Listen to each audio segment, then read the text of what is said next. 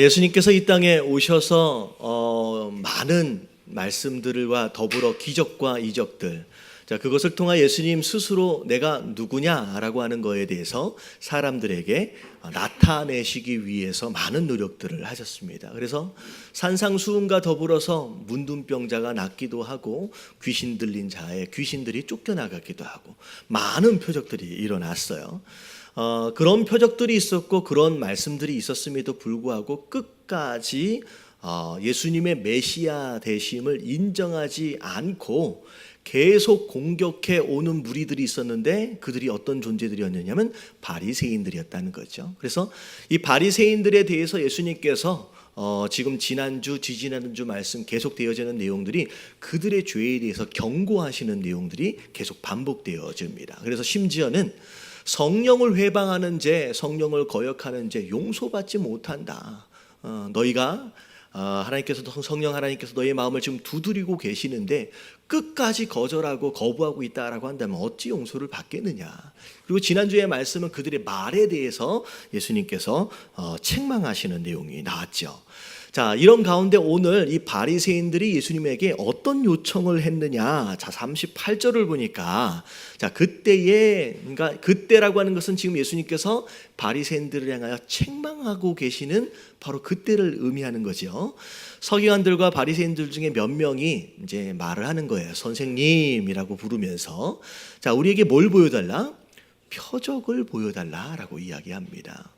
사실은 이 요구 사항은 이제 그 당시로 얘기하면 되게 어이가 없는 이제 요구죠. 왜냐하면 지금까지 예수님께서 뭐 하셨어요?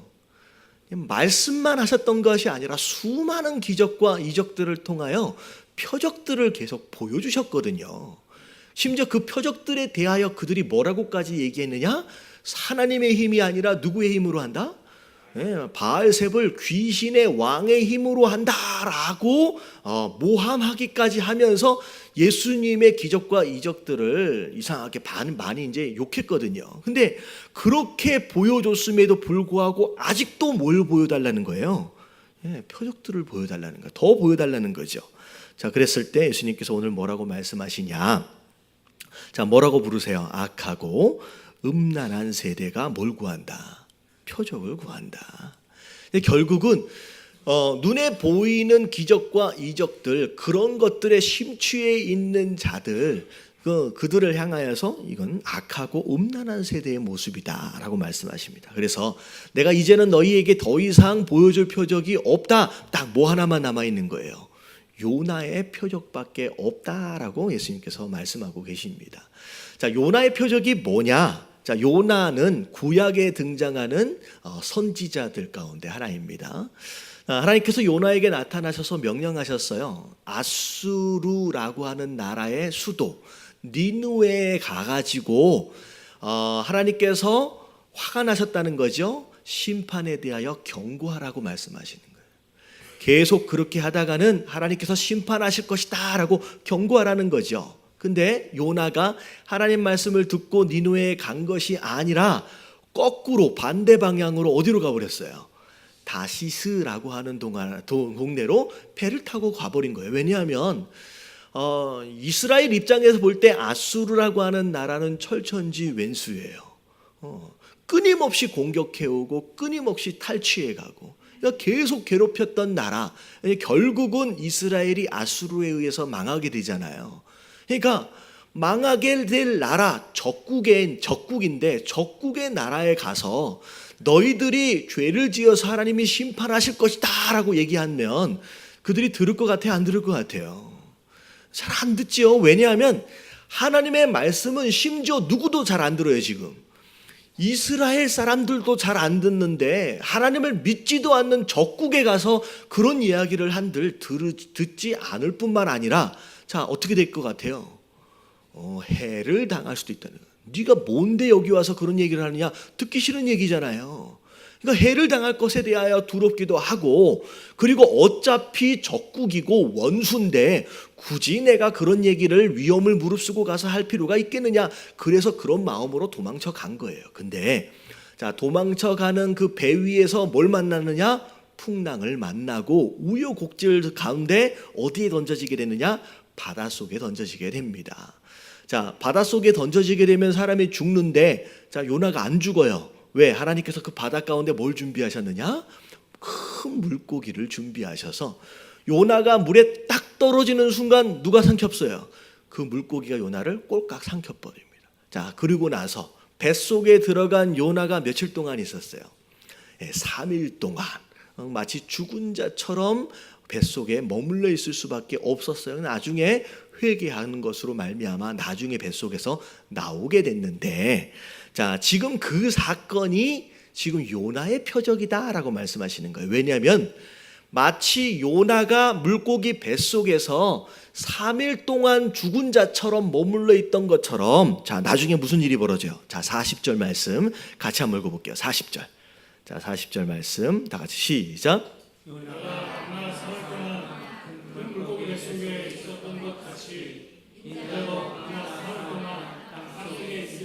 예, 물고기 뱃속에 요나가 3일 동안 있었던 것처럼 예수님도 장차 십자가에 못 박혀 돌아가신 뒤에, 자, 무덤에 며칠 동안 계셔요?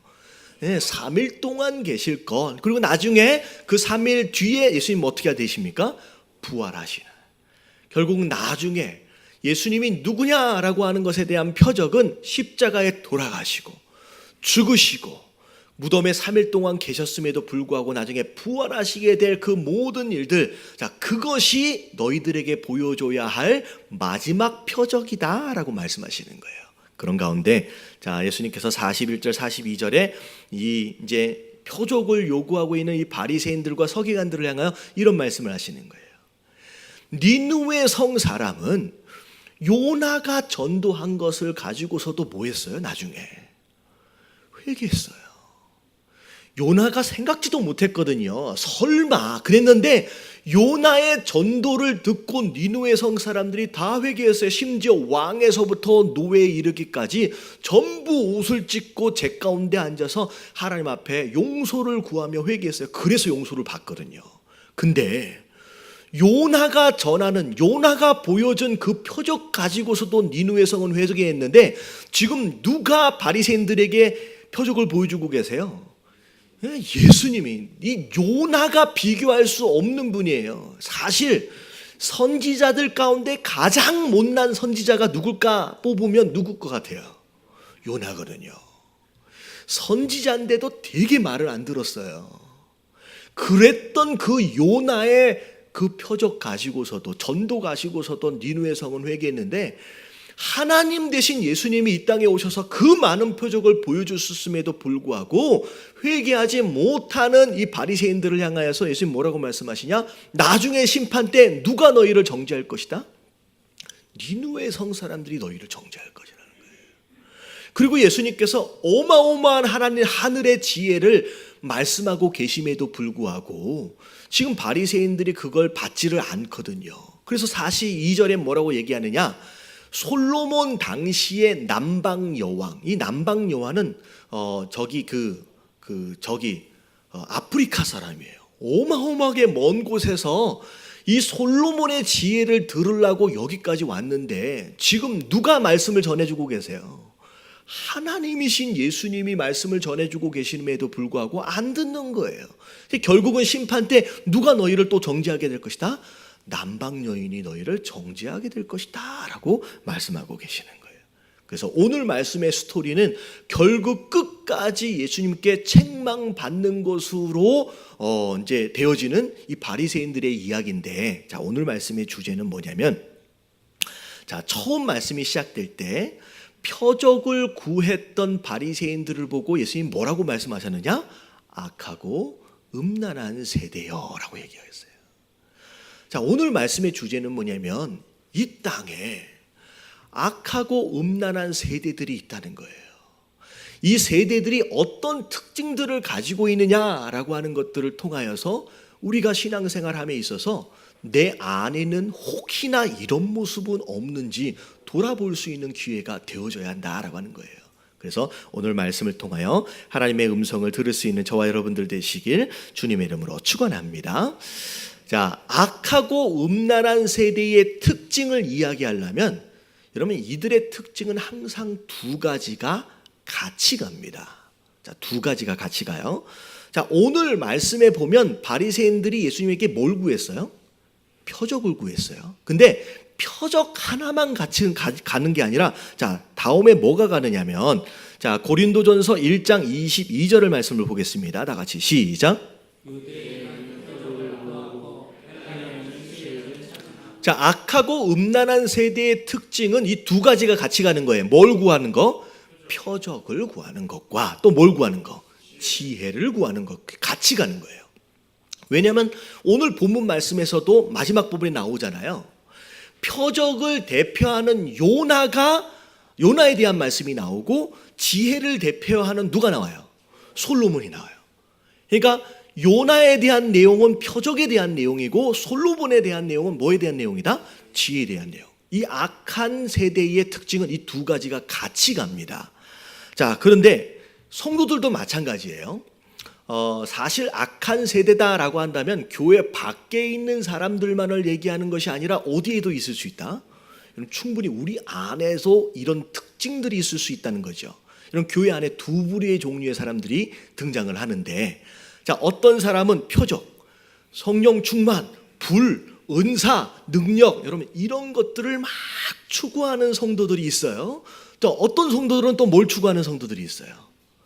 말씀, 훈련, 배워야 할 지혜나 지식에 굉장히 집중하는 두 부류의 성도들이 있다라고 하는 거죠. 그래서 교회 안에 소위 말하면 성령파, 교회 안에 말씀파, 이렇게 두 종류로 나눠지는데, 우리가 잘 알아야 될 게 뭐냐면, 표적이나 지혜 자체, 말씀 자체가 잘못된 거예요? 잘못된 게 아니에요? 잘못된 게 아니에요. 여러분, 표적이 잘못된 게 아니고 지혜가 잘못된 게 아니에요. 뭐가 잘못된 것이냐? 표적을 통하여 마땅히 맺어야 할 열매가 없고, 지혜를 통하여 마땅히 맺어야 할 열매가 없이 그냥 표적만 구하고 그저 말씀만 구하는 것 자체가 문제가 되어진다는 거죠.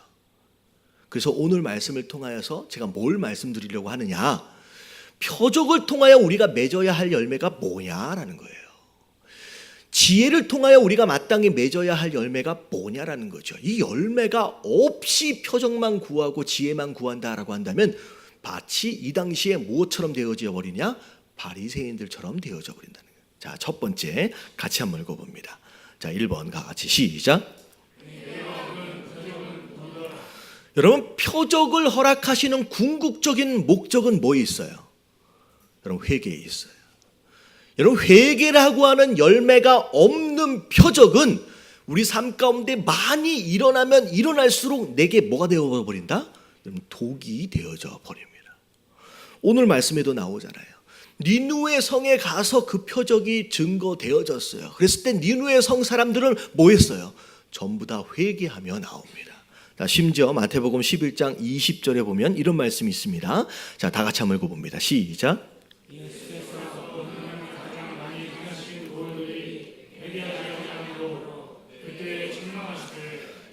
예수님께서 권능을 많이 행하셨던 고을들이 있었다는 거죠. 왜 예수님께서 그 권능들을 많이 행하셨느냐? 예수님께서 권능을 행하실 때에 어떤 기대가 있었어요? 그들이 그 표적을 통하여, 그 권능을 통하여 뭐 하도록? 회개하는 거예요. 이 말씀은 뭐냐면, 회개할 것을 기대하는 마음으로 많은 권능을 행했음에도 불구하고 끝까지 회개하지 않는 것으로 말미암아 예수님께서 이제 책망하셨다라고 하는 것이죠. 여러분, 교회를 다니면서 이 표적, 소위 말하면 권능, 이 능력, 은사, 여러분 여기에 굉장히 많이 심취해 있는 부류의 사람들이 많이 있습니다. 그래서 뭐 병이 낫는다, 귀신이 쫓겨난다, 뭐 환상을 본다, 이런 것들에 대해서 굉장히 중요하게 생각하시는 부류의 분들이 계신다는 거죠. 그래서 제가 이제 미국에 있는 동안 한국에 이런저런 소식을 듣는데 그런 얘기를 들은 적이 있어요. 제가 일부 예배를 드리면서 물어보니까 아무도 모르더라고요. 이제 한국 소식이었는데도. 근데 무슨 일이 있었냐면, 여러분들이 이빨 치료를 받으면 이게 충치 생기면 이게 갉아내고서 그 안에 뭘로 메꿔요? 오늘날에는 이제 금으로 보통 메꾸는데 옛날에는 이게 약간 거무쭉쭉한 것으로 메꿨잖아요. 약간 은빛 나는 거. 이게 이제 아말감이라고 얘기를 하는 것 같아요. 그냥 아말감으로 메꾸는데 어떤 교회에서 기도를 막 하면서 안수 기도를 하면 거무쭉쭉한 이 아말감이 뭘로 변하냐면요, 금으로 변해요. 혹시 들어보신 적 있으세요? 아무도 없는 것 같은데 이제 한국 소식인데 미국에서 더 잘 듣는 것 같아요. 그러니까 기도를 하면 이 검은 게 금으로 변하는 거야. 그러니까 거기에 막 혹해가지고 우와 하나님. 그리고 심지어 이건 미국 얘기예요. 이건 미국 얘기인데 기도를 하고 나면, 기도 집회를 끝나고 나면 성경책 위에 반짝반짝한 게 가루가 내려가 있는. 손으로 이렇게 뜩 하면 이게 반짝반짝 금가루가 손에 묻는. 그러니까 기도를 하면 뭐가 내리는 거예요?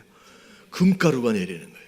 심지어 어떤 교회는 막 기도를 했더니 성경책 위에 빵가루가 이렇게 올려요. 웬 빵가루. 그래서 거기 교회에서는 그게 뭐라고 얘기했냐면 만나가 하늘에서 기도하니까 내렸다라고 얘기를 하는 거예요.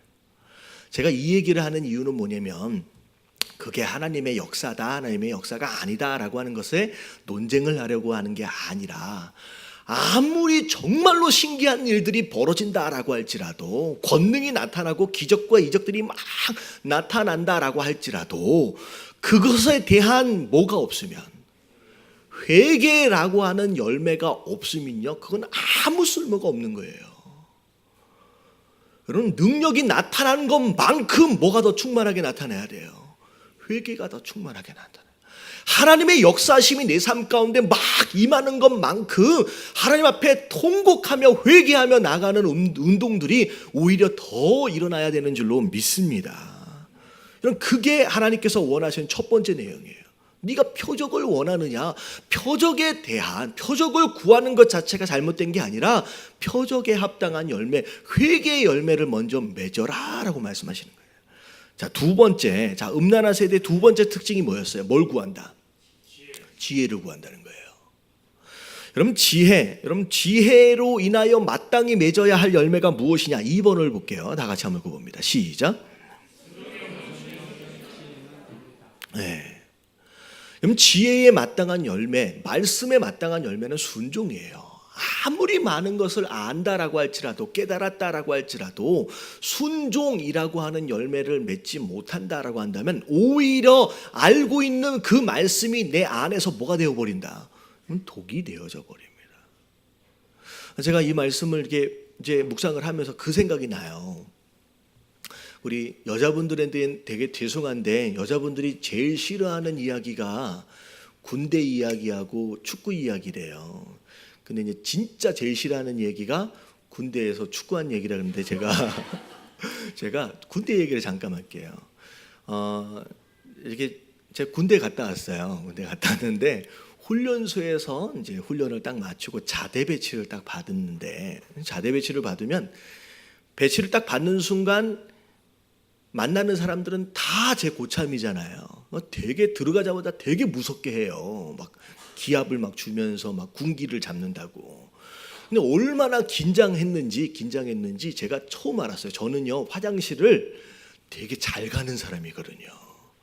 거의 하루, 아니 설교 시간에 약간 이상한 더러운 얘기가 좀 나와서 죄송한데 어쩔 수가 없어요. 오늘은 하루에 한 번 이상은 꼭 가요. 근데 제가 화장실을 그렇게 안 갈 수 있다라고 하는 걸 처음 알았어요. 여러분, 신병이기 때문에 딱 들어오면서 무섭게 하려고, 야 너희들 신병이지, 신병은 체력이 있어야 돼 하면서 밥을 얼마나 많이 주냐면 제가 먹는 것, 평소에 먹는 것 2배씩 줍니다. 이만큼씩 마치 머슴 먹는 밥처럼 이만큼씩 쌓아줬었어요. 그래서 어마어마하게 먹거든요. 근데 너무 긴장을 하니까 화장실을 못 가겠는 거예요. 가서도 안 나오는 거예요. 며칠 동안 못 넣었을 것 같아요. 그럼 사람이 일주일을 안 갔는데도 살더라고요. 별로 놀라시지도 않는데 이게 자연스러운 건가? 일주일을 화장실을 안 갔는데요, 어마어마하게 많이 먹는데요, 안 나오는 거예요. 나중에 어떻게 될 것 같아요? 들어가는 건 있지, 배는 어떻게 돼요? 아랫배만 이만큼 나오는 거예요. 여러분, 이게 뭐라고 부르냐면 똥배라고 부르거든요. 여러분 점점 일주일이 지나가는데 이제 그때부터는 무슨 일이 벌어지냐? 얼굴 색깔이 변하기 시작하는 거예요. 죽겠는 거예요. 제발 어떻게 됐으면 좋겠다. 제발 화장실 좀 갔으면 좋겠다. 너무 괴로운 거예요. 여러분 저는 그때의 고통이 이 말씀을 묵상하면서 느껴지는 거예요. 안에 들어오는 것만 있는 거예요. 말씀이 들어오긴 하는데 뭘로 배출되지 않아요. 순종으로 배출되지 않으니까 안에서 뭐 하기 시작해요? 들어온 말씀이 썩기 시작하는 거예요. 여러분 이렇게 되어지면요 죽는 거예요. 여러분 말씀은 반드시 무엇으로 배출되어져야 한다? 그럼 순종으로 배출되어져야 하는 줄로 믿습니다. 여러분 이게 그렇게 배출되어지지 않으면요 들어온 말씀이 오히려 내 안에서 뭐가 되어버린다? 그러면 썩어버려요. 오히려 독이 되어져 버린다. 그래서 자 보세요. 마태복음 7장 24절에 보면 이런 말씀이 있어요. 다 같이 시작.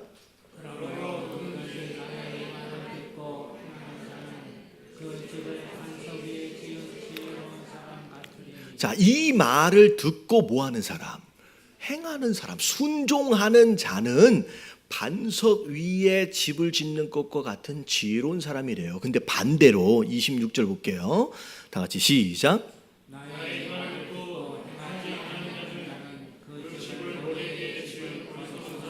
네, 아무리 많은 말씀을 들었다라고 할지라도 순종으로 배출이 안 되면 열매 맺지 않으면 어디에 모래 위에 집을 짓는 어리석은 사람 같대요.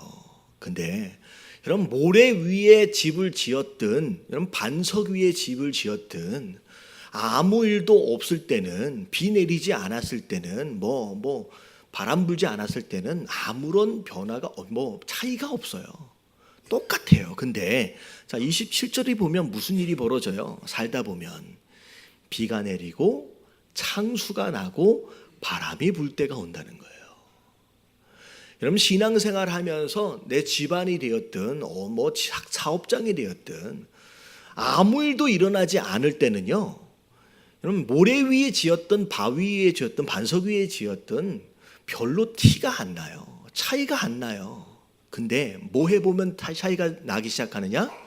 비가 내려보면 창수가 나고 바람이 불어보면 그때부터 차이가 나기 시작하는 거예요. 내가 열심히 신앙생활 한 것 같았지만 비바람이 불어오고 내가 생각하지도 못했던 어려움들과 고난들이 찾아와 보면 그때 내가 흔들리고 있다라고 한다면 그때 내가 어려움이 있다라고 한다면 내가 지금 여태껏 어디 위에 집을 지은 거예요? 그럼 모래 위에 집을 지은 거예요. 다시 말하면 말씀이 순종을 통하여 견고하게 반석되어지지 않으면 결국 인생에 이런 일이 다가올 때 결국 무너져 버리는 상황들이 벌어질 수밖에 없다라고 하는 것이죠. 여러분 그런 거예요. 여러분 말씀을 우리에게 허락하시는 이유는 그 말씀에 뭐 하라는 얘기냐? 순종하라는 거예요. 그것을 통하여 반석 삼고 그것을 통하여 우리의 믿음의 집을 견고하게 세워 나가야 된다라고 하는 것이 하나님께서 우리에게 말씀을 허락하시는 기대이며 목적인 줄로 믿습니다. 그래서 우리가 지난주부터 우리가 이제 제자 훈련을 막 이제 시작하고 이제 하잖아요. 그러면서 이제 많은 분들이 그런 얘기를 해요. 이제 우리 교회 이제 믿음을 처음 가지시면서 오시는 분들도 계시지만 전에 다른 교회에 이제 다니시다가 이제 이사를 오셔서 오신 분들도 계시잖아요. 근데 그런 분들이 이제 하시는 말씀들이 뭐냐면 목사님 저는요 전에 교회 다닐 때 이런 거 다 했어요. 다 졸업도 했고요. 뭐 다 수료도 했고요. 뭐 몇 년 동안 이거 다 했어요. 그런 얘기들을 이제 많이 하십니다. 그러면서 제가 이제 그런 질문들을 해요. 여러분 제자 훈련의 궁극적인 목적이 뭐예요? 제자 훈련의 궁극적인 목적. 우리 교회식으로 표현을 하면 누굴 닮아가는가? 예수님을 닮아가는 거예요. 여러분 예수님을 닮아가는 것이 제자 훈련의 궁극적인 목적인데 구체적으로 예수님의 어떤 모습을 닮아가야 하느냐 뭐 여러 가지로 많이 생각할 수 있겠지만 사실은 뭘 닮아가야 돼요? 겸손하게 순종하는 것. 여러분 제자 훈련의 궁극적인 목적은 겸손하게 순종하는 거예요. 그래서 같이 한번 물어봤어요. 지금 겸손하게 순종하는 게 잘 돼요, 안 돼요? 제가 질문을 한 거예요. 잘 돼요, 안 돼요? 안 되잖아요. 여러분, 겸손하는 것도 어렵고요, 순종하는 것도 어렵고 안 되잖아요. 여러분, 목사는 순종하는 게 잘 될까요, 안 될까요? 안 돼요. 그래서 제가 일부 예배 때 목사님들 이게 보니까 이렇게 오 목사님 앉아 계시더라고요. 그래서 오 목사님한테 제임스 목사님 여쭤봤어요. 목사님, 겸손히 순종하는 게 잘 되십니까, 안 되십니까? 목사님이 큰 소리로 그렇게 얘기하시더라고요. 저는 잘 안 됩니다 라고 얘기하시더라고요. 여기 목사님 누가 계시지? 김영성 목사님. 겸손히 순종이 잘 되세요, 안 되세요? 잘 안 돼요. 여러분, 바울 사도도 스스로 된다 그래요, 안 된다 그래요? 안 된대요. 로마서 7장 22절 24절 바울 사도의 고백입니다. 한번 읽어볼게요. 자, 다 같이 시작.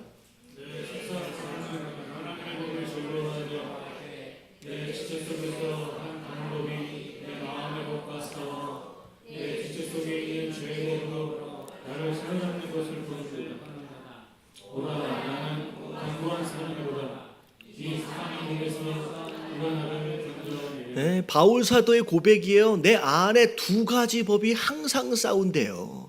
하나님의 법이 있고 죄의 법이 있대요. 근데 항상 누가 이긴다? 여러분, 항상 하나님의 법이 이기면요, 오호라 나는 공고한 사람이로다 라고 얘기하지 않죠. 항상 누가 이겨요? 자꾸 죄의 법이, 육신의 법이 이기는 거예요.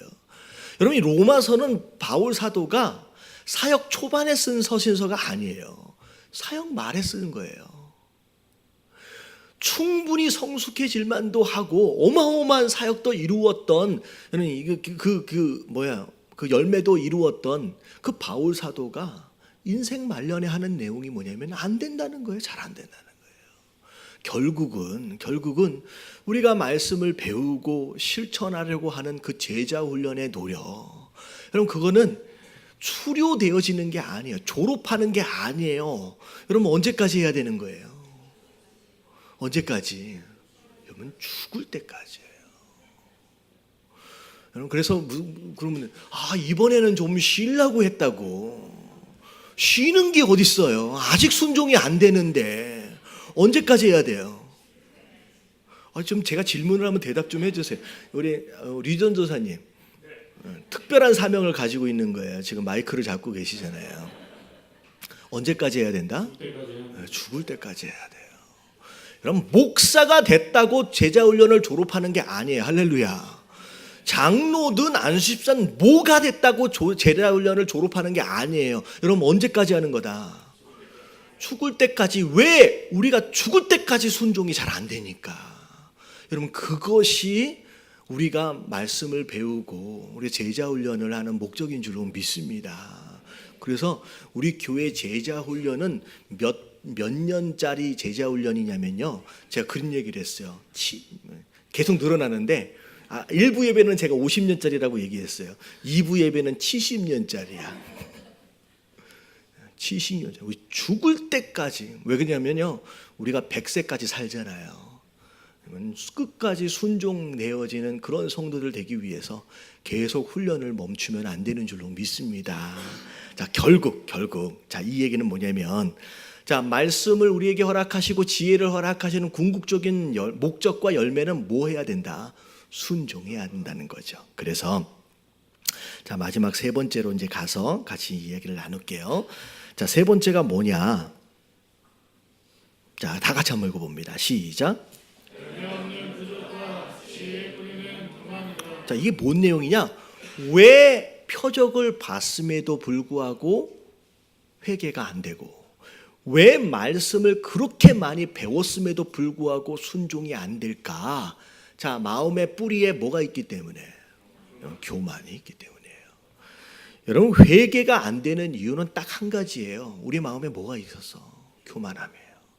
여러분 겸손하면요, 아무리 어마어마한 기적들이 내 삶 가운데 일어나고 심지어 내가 기도할 때마다 기적과 이적들이 막 나타나도요, 여러분 겸손하면 그 기적과 이적들 속에서 뭐 할 수 있어요? 스스로 회개할 수 있어요. 자, 이사야서 57장 15절을 보면, 자, 같이 한번 읽겠습니다. 시작.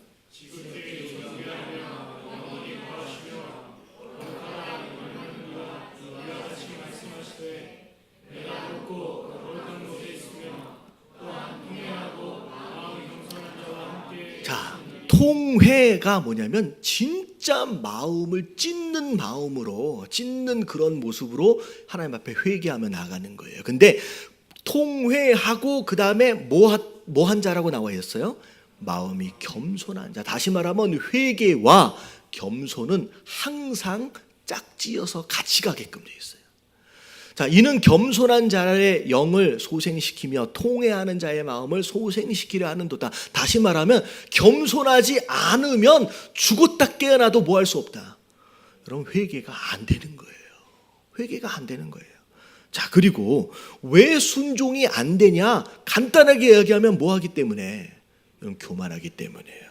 자, 에레미야 44장 10절 말씀 볼게요. 다 같이 시작.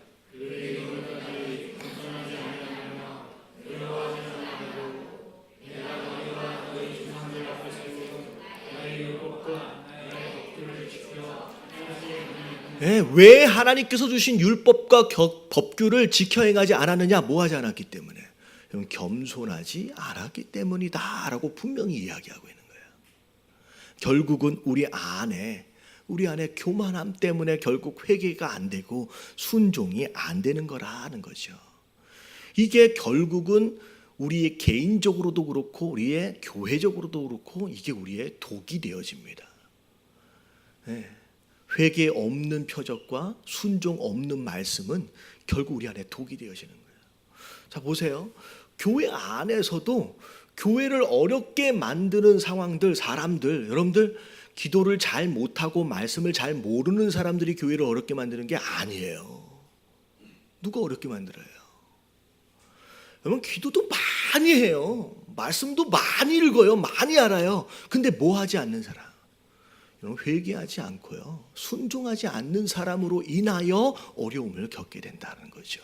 그래서 그런 얘기를 했어요. 결국은 표적도 중요하고 지혜도 중요하지만 그에 합당한 열매가 있어질 때 그것이 우리에게 약이 되어지고 도움이 되어질 수 있다라고 하는 거 여러분 깨달아지시길 주님의 이름으로 축원합니다. 우리 좌우에 계신 분들에게 이렇게 인사하겠습니다. 회개하고 순종해야 한답니다. 시작. 네. 자, 말씀의 결론을 맺을게요. 결론이 뭐냐? 그러니까 이제 우리 어떻게 해야 돼요? 자, 우리가 이제 어떤 삶을 살아야 돼요? 뭐 하는 삶?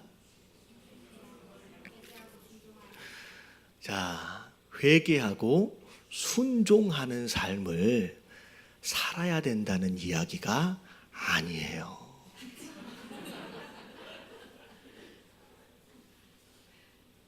지난주에 제가 뭐라고 말씀드렸어요? 열매를 바꾸려고 하지 말라 그랬잖아요.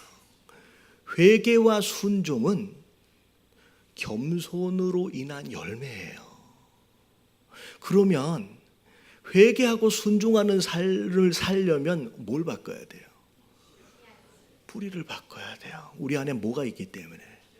여러분 교만함의 뿌리가 그대로 남겨져 있으면요, 아무리 노력해도 회개되어지지 않고요, 순종되어지지 않아요. 여러분 억지로 회개하는 것은요, 여러분 회개하는 척하는 것이고요, 억지로 순종하려고 하는 것은 순종하는 척하는 것이죠. 여러분 이 척하는 것을 가장 잘했던 사람들이 예수님 당시에 누구였어요? 바리새인들이었어요. 제가 이 말씀의 결론을 우리가 열심히 회개합시다, 우리가 열심히 순종합시다 라고 한다면 결국은 회개하는 척, 순종하는 척 누가 되자는 얘기예요? 바리새인 되자라고 하는 내용이랑 똑같은 얘기예요. 여러분, 우리가 신앙생활을 회개하는 척하자는 얘기가 아니라, 순종하는 척하자는 얘기가 아니라 뭘 바꾸자? 회개가 안 되고 순종이 안 되는 우리 마음 안에 이 교만함의 뿌리를 드러내지 않으면요, 이게 절대 그렇게 되어질 수 있는 것이 아니다라는 거예요. 여러분, 순종하려면, 회개하려면 마음 안에 있는 이 교만함의 뿌리를 드러내실 수 있는 저와 여러분들 되시길 주님의 이름으로 축원합니다. 그래서 하나님께서 우리 삶 가운데 고난을 허락하시는 거예요. 뭐 하도록 하기 위해서? 겸손하도록 하기 위해서, 그 교만함을 빼내기 위해서. 우리 삶 가운데 비도 허락하시고 창수도 허락하시고 우리에게 바람도 허락하시는 거예요. 뭐 하도록 하시기 위해서? 그 교만함의 뿌리를 드러내도록 하기 위해서라는 거예요. 여러분, 그래서 제목이 뭐였어요? 여러분, 뿌리가 바뀌어야 돼요. 지난주 말씀처럼 심겨지는 씨앗을 바꾸지 않으면 열매는 죽었다 깨어나도 변하지 않는 것처럼, 우리 안에 이 교만함의 뿌리가 바뀌지 않으면요, 우리는 회개하는 자 될 수 없고요, 순종하는 자 될 수 없다라고 하는 거, 여러분 깨달아지시길 주님의 이름으로 축원합니다. 그래서 오늘 말씀을 통하여서 하나님, 내 안에 아직도 남겨져 있는 이 교만함의 뿌리가 있는지 없는지 우리가 기도하시는 가운데 들여다보십시오. 여러분, 남겨져 있는 것들이 있다라고 한다면 다 드러내버리심으로 말미암아 겸손한 자, 그래서 그 어떤 것들 안에서도 회개할 수 있고 여러분 순종할 수 있는 그런 성도로 세워질 수 있는 저와 여러분들 되시길 주님의 이름으로 축원합니다.